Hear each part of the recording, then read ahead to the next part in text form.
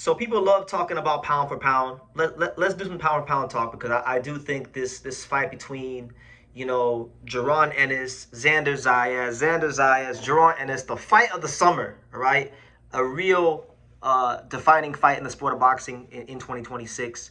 Definitely a legacy defining fight for both guys in their careers. No matter how the rest of their career plays out, this is going to be one of the fights that both these guys are going to be judged on when their careers are over. That's how big this fight is, right?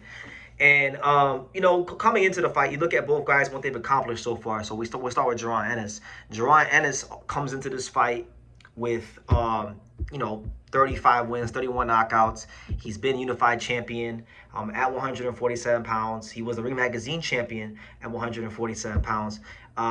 He's sporting an 88% knockout ratio, and he's shown you guys that he can do things. And he's got a very unique blend of speed, power, improvisation, defense. He tightens it up when he has to, right? He showed that in the Stanionis fight.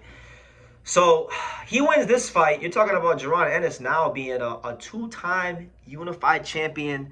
We're talking about what, in less than about a calendar year, maybe less than 18 months at that. That's great stuff. That's pound for pound type stuff. Whether you love it or love him or hate him or however you feel about that, that's pound for pound stuff. So he's gonna have a big case to be on the pound for pound list because we're talking about a 4-time world champion, or actually a 5-time world champion if you count the ring belt. 5-time world champion, 2 divisions, and knockout ratio damn near in the 90 percentile. That's pretty damn good, right? So he's got to claim the top 10 pound for pound, right? Now on the other hand, okay, you got Xander Zayas, the youngest in charge, 23 years old, 23 fights, the youngest unified champion in boxing, right?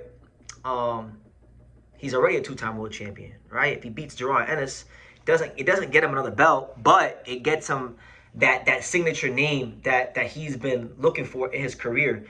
And not only would he become a top 10 pound for pound fighter overnight, but I think Xander Zayas becomes a superstar overnight. Like, ever since I've had this YouTube channel covering boxing, my first year covering boxing was like the mid to late 2015, right? And in and around that time, Miguel Cotto was putting the finishing touches and making his graceful exit from the sport of boxing. And so ever since Cotto hung up his gloves, the talk in boxing has been of who is going to be the next guy to fill those shoes of Miguel Cotto from Puerto Rico, become the next Puerto Rican boxing star. We've had people like Felix Verdejo come and go, Alberto Machado come and go. Edgar Berlanga, he didn't really live up to what he was in the pandemic times, getting the first round knockouts. But the guy that's always had that pressure and expectation placed on him has been Xander Zayas from his pro debut, being the youngest fighter to sign a contract top rank to right now, right? And he's one of the very few fighters in American boxing that has had all of his fights from the pro debut to right now televised on TV. So there's always been pressure on this kid to perform, and he's passed through flying colors. And he wins this fight. He becomes a superstar. He maintains being a unified champion, and he beats a guy that's one of the most offensively dynamic fighters in the entire sport of boxing, and probably one of the most feared fighters in the sport of boxing, if we're being all the way honest about it, right? So he becomes a pound for pound fighter and a superstar overnight. So that being said, I think the winner of this fight is at bare minimum the 10th best pound for pound fighter in the world. And I got some things to tell you guys because I'm looking at this Ring Magazine pound for pound list, and I'm gonna read it to you guys from 1 to 10, and I'm gonna tell you guys who I think should be kicked off the list and who these guys should be above if the winner of this fight wins the fight. So from 1 to 10, number 1, Naoya Inoue. 2, Alexander Usyk. 3, Shakur Stevenson. 4, Bam Rodriguez. 5, Dave Benavidez. 6, Dimitri Bivol. 7, Junta Nakatani. 8, Devin Haney. 9, Asa Golazo. And 10, Emmanuel Vaquero Navarrete. Now, from 1 to 6, so number 1 to number 6 to me are all staying on the list no matter what happens in this fight. So, Inoue, Usyk, Shakur, Bam, Benavidez, and Bivol, they all stay on the list no matter what happens. But when you get to 7 to 10, I think everything becomes a bit more debatable. Now, what I will say, from 7 to 10, the only guy from 7 to 10 that I think it's not debatable about kicking off the list is Devin Haney. I'm not the big. Devin Haney is not close to my favorite fighter. I'm very indifferent towards Devin Haney. I don't love Devin Haney, nor do I hate him. He's just there, and when he fights, I talk about him, and every now and then he'll tweet me on Twitter and say I don't know shit about boxing, but hey, all publicity is good publicity, and they don't hate the good ones, they hate the great ones. So shout out to Devin Haney. But as much as I like watching Jaron Ennis and Xander Zayas fight more than Devin Haney, like I enjoy their fights more. I can't be biased, and I can't be difficult, and I can't be a hater, right? Devin Haney's been undisputed, 3-time champion. He's always been willing, ready, and able to step up to the plate and make big fights happen in the sport of boxing, and he's come out victorious in a lot of those big fights in the sport of boxing.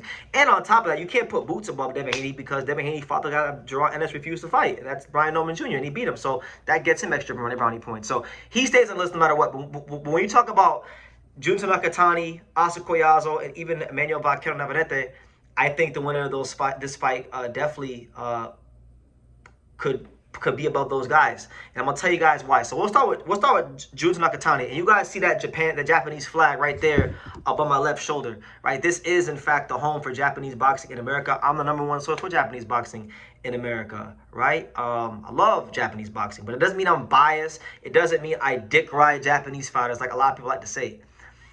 Junta Nakatani's last 2 performances, he has not exactly lit the world on fire, and that's putting it nicely. He fought Sebastian Hernandez Reyes and was very fortunate to get out of there with a decision. I thought he lost. I thought the Mexican put those bricks all over Junta Nakatani, and they couldn't give it to Sebastian Hernandez Reyes because they already had the Naoya Inoue fight at the Tokyo Dome already. The Tokyo Dome venue was already on hold before the Mexican and Nakatani fought. So they couldn't give it to him. Too much money on the line. They couldn't mess the money up for Reyes, right? So then he fights Inoue, and he didn't even really try to win. He put his hands in his pocket for about 7.5 rounds, and didn't have the gumption to actually go out there and try to win the fight, and was overly too respectful to Inoue. So to me, not only does he not deserve to be on the pound for pound list, but he has actually now, I put the overrated label on Junta Nakatani because he really disappointed me. He's not what I thought he was. Good fight, very good fighter, but I don't think he's deserving to even be on the pound for pound list after his last 2 performances. He can come again later, right? So that's him. Then you got Oscar Collazo. Now, again, another guy from the lighter weight categories. I'm a fan. I like him. He don't even want to fight. He don't even want to fight Pedro Tajuron.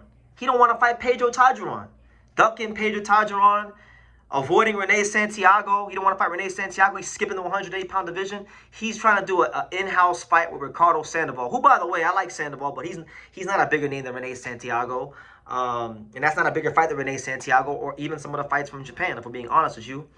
So he's been acting like a diva, and this last fight he just had with the Mexican guy he just fought on short notice, it was one of the biggest shit shows I've seen in a while. So I like Asa Collazo, but again, Xander and Boots, whoever wins this fight, you could put above. I think for sure you could put the winner of Xander and Boots definitely above Junto and Collazo, and that's just the truth. I like both fighters. I went to bat both of them at many points of their careers, but at this stage, whether it be Xander and or Boots, they deserve to be above those guys on pound for pound.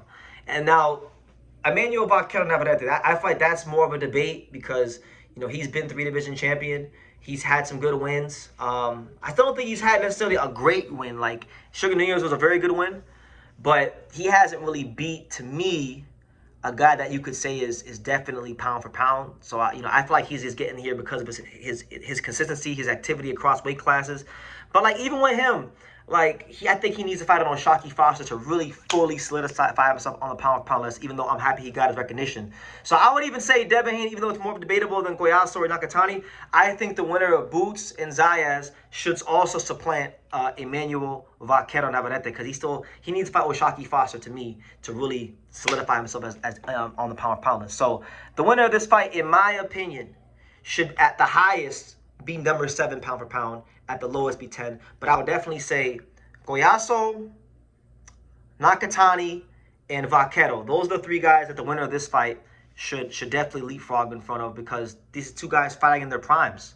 Absolute primes. You could even say for Xander, it may not even be his prime. It might be premature, right? In terms of his physical stature and size and things like that. It's not even really his prime yet in most people's eyes. And 23 is not always normally not a fighter's prime, but he's taking the fight anyway. So these guys didn't mess about. You know, you look at Nakatani, him and Inoue, you know, Nakatani in a way happened. It was a big fight. It was great. But, like, Koyasu hasn't been in a big fight yet, and Vaquero has been champion for God knows how long in the same division with Oshaki Foster, and he still hasn't fought him. So when you get two guys like this who are stepping up to the plate, who are in a higher weight class where you could duck and maneuver and go do your own thing, and they make it happen, that's got to give these guys some respect and some legitimacy and some credibility. So that's why I think there's 3 guys on the Ring Magazine Pound Pound list right now that the winner of this fight should be in front of, and I'll reiterate it again before I end the video.